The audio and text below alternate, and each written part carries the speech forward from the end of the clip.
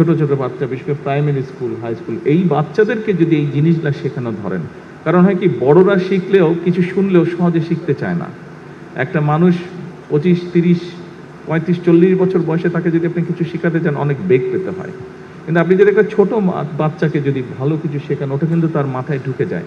এবং ছোট বাচ্চাকে যদি আপনি সেটা শিখিয়ে ফেলতে পারেন, সবচেয়ে বড় যেটা সুবিধা হয়, সে স্কুলে ভালো জিনিস যেটা শিখে আসবে, সেটা সে যেমন ফলো করবে, সে তার বাবা মাকেও ওটা মানতে বাধ্য করবে। বাচ্চারা করে এটা।